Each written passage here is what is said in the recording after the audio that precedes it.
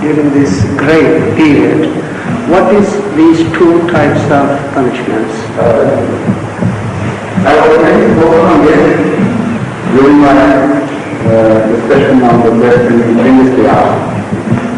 If you consider the birth of a child who is ill congenitally,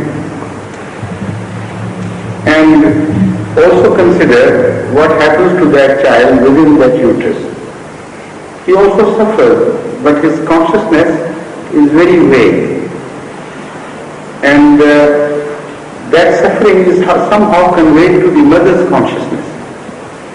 And if it is an ill child, it is the mother who suffers more than perhaps the child itself. But that suffering of mother is a referred suffering in fact. You can't imagine how a child is suffering within the uterus, but you know that through the nervous system of the mother. What happens is, it is the suffering of the child which is translated into mother's suffering. And if that child is healthy and plays within the field available to it, then you know the mothers are very happy and they enjoy that situation so much.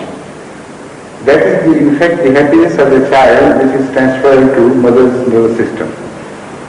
So through that we can make an inference that the consciousness of the soul will let it know and realize whether it is an ill soul or a healthy soul.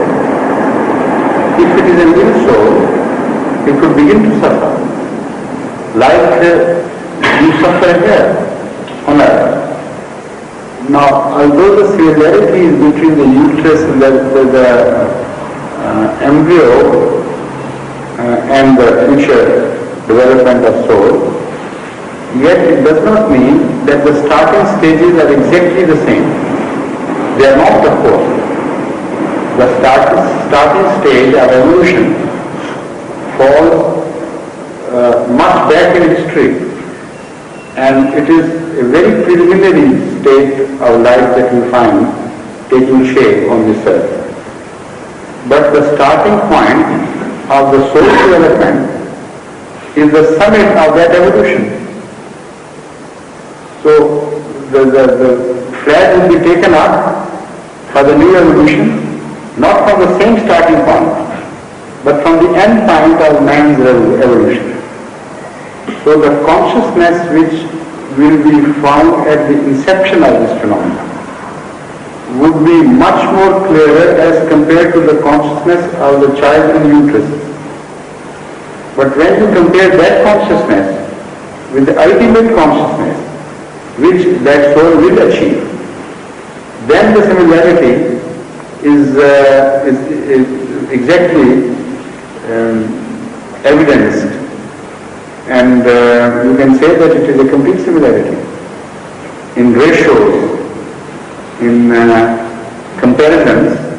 That similarity is complete, but not in such detail that the soul would again take its start from earth, clay, and go through all the physical phenomena which the body went through before. That is not what it meant.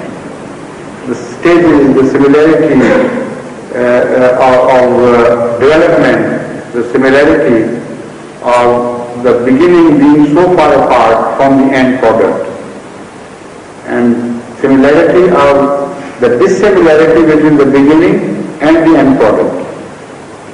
That is also a similarity of dissimilarity. How dissimilar the child is when he is given birth to the first second when it takes shape in the ovum. There is no similarity. So that dissimilarity will be repeated in the development of soul.